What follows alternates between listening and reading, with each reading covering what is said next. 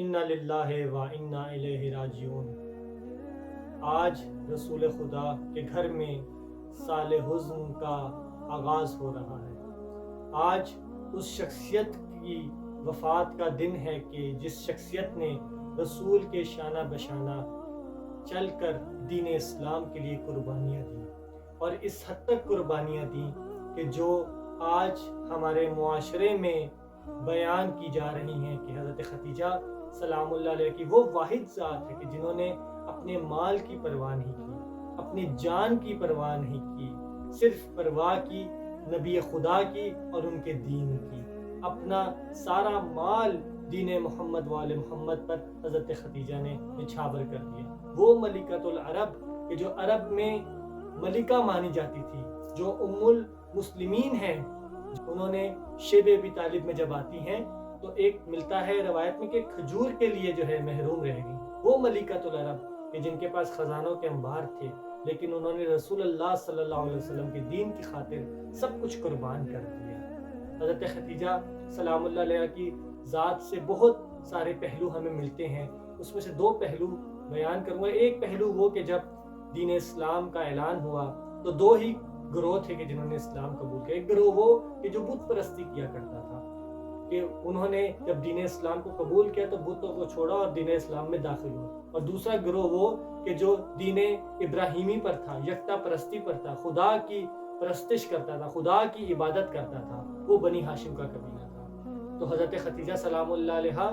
دین محمد وآل محمد میں جب داخل ہوئی ہیں تو دین ابراہیمی پر تھیں، یکتا پرستی کے دین پر تھیں۔ تو جب اعلان نبوت ہوا تو سب سے پہلی خاتون حضرت خدیجہ سلام اللہ علیہ کے جنہوں نے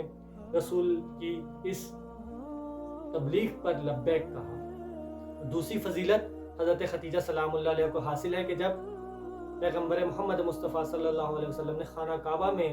نماز ادا کی تو دو ہی شخصیت موجود تھی، ایک حضرت خدیجہ سلام اللہ علیہ کی ذات تھی اور دوسری ذات امیر کائنات امیر المومنین علی ابن ابی طالب علیہ السلام کی ذات تھی۔ تو یہ دنیا والوں کو بتلا دیا ان دو ہستیوں نے کہ ہم رسول کے شانہ بشانہ ہیں، اور کر کے دکھایا، دنیا میں نمونہ عمل بن کر دکھایا۔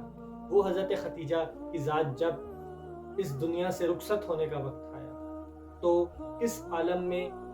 فرما رہی ہیں رسول سے کہ یا رسول اللہ، اگر آپ کے حق میں میری طرف سے کوئی خطا ہو گئی ہے،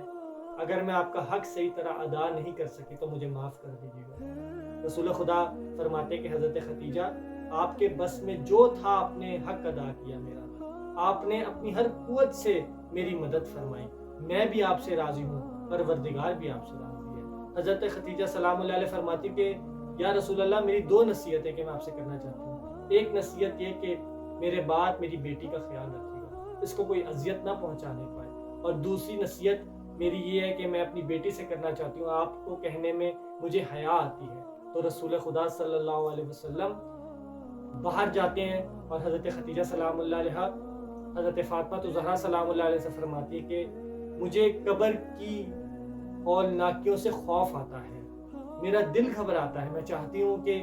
مجھے وہ عبا اڑائی جائے کہ جو رسول خدا صلی اللہ علیہ وسلم نے پہلی وحی کے موقع پر اوڑھی تھی۔ یہ بات جناب زہرا سلام اللہ علیہ اپنے بابا کو منتقل کرتی ہیں اور رسول خدا فی الفور اپنی عبا لے کر آتے ہیں اور حضرت خدیجہ سلام اللہ علیہ کو لا کر اڑاتے ہیں۔ اسی عالم میں حضرت خدیجہ سلام اللہ علیہ کی روح اس عالم سے اس عالم میں منتقل ہو جاتی ہے، اور اس کے ہی کچھ لمحے بعد حضرت جبرائیل